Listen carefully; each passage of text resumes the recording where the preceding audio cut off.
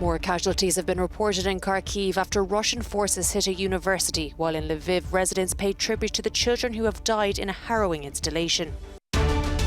Aid agencies in Hungary work to help hundreds of thousands of refugees arriving from Ukraine.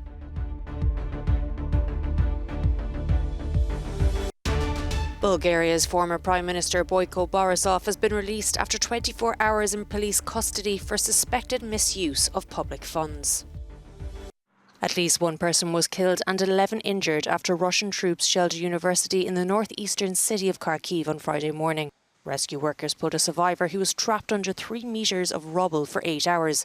As Russia's assault on Ukraine's second largest city continues, President Volodymyr Zelensky has once again called for peace talks without delay. I want everyone to hear me, especially in Moscow, he says. The time has come to meet, to talk. The time has come to restore territorial integrity and justice for Ukraine. Otherwise, Russia's costs will be so high that you will not be able to rise again for several generations. The mayor of Mariupol has confirmed that the city's centre is under attack. While many residents have fled north in their cars to the city of Zaporizhia, others have not been so lucky. Some 350,000 civilians are still stranded in the besieged port city, with little food or water.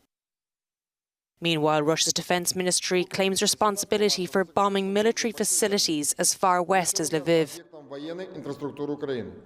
The ministry spokesperson says on the morning of March 18th, using a high-precision long-range weapon, a strike was carried out against Ukrainian military infrastructure facilities. In memory of all the children who have so far lost their lives, Lviv's residents created a chilling installation on Friday and positioned rows of empty strollers in front of the city council building.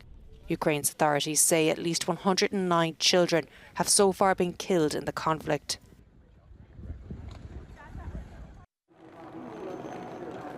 More than 290,000 refugees have already arrived in Hungary from Ukraine. The aid organisation Migration Aid is working to help them find accommodation with a converted workers' hostel. There are 64 rooms and 280 beds here. The operation is sustained through a combination of donations and volunteers. After a while, in every crisis, people are starting to get tired, he says. That's why I also tell our volunteers, some of whom are sleeping here and they only sleep for an hour or two, I say it's a marathon. So if you want to help, also in a week or two, relax, take a day off. Don't do it constantly because you will burn out. At Budapest's Eastern Railway Station, organisations and churches have created a children's corner. Here, mothers can feed the youngest children and preschoolers can play. According to the UNHCR, almost half of the refugees are children. Adolescents are often seen drawing, and they're trying to manage their trauma this way.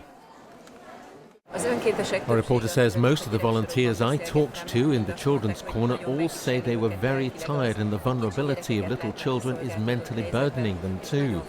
They also said that at the same time, when they feel they can help someone, it gives them strength.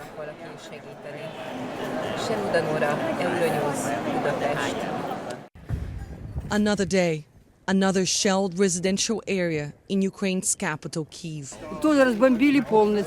They bombed everything. Russians are our brothers, but they shelled us. There were 3 ambulances here. Local authorities say a Russian missile hit the apartment blocks, killing at least one person and wounding dozens of others. I don't know what to say, only to curse them, especially Putin.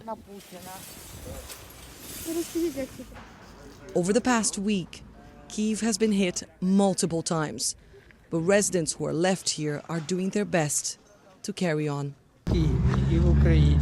And why are you walking? Isn't it dangerous?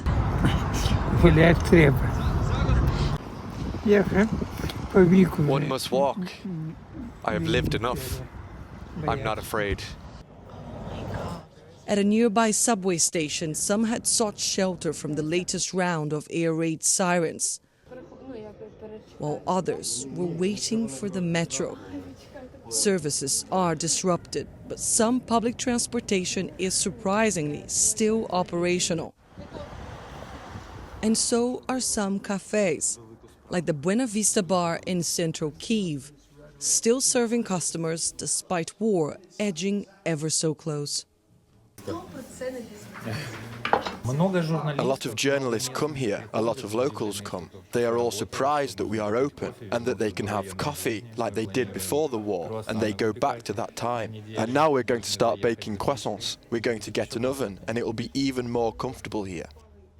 There's a new normal slowly emerging in the Ukrainian capital, where the violence of war is ever more present and random, confronting those who insist on carrying on with life with the risk they face for doing that. Annelies Borges in Kyiv for Euronews.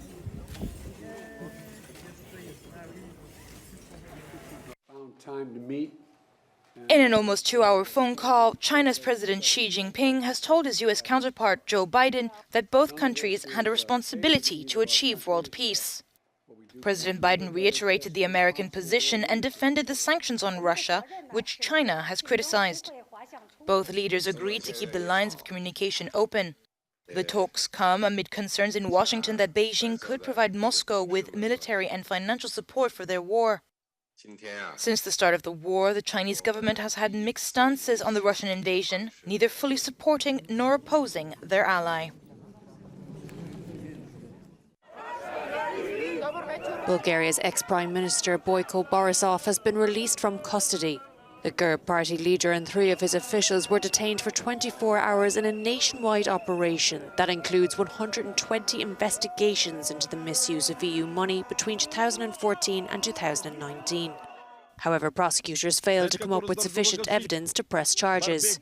Upon his release, the 3-time Prime Minister told his supporters, "Next time they can kill me." While Borisov is the highest-ranking politician to be arrested in the country, his detention has rocked Bulgaria's parliament.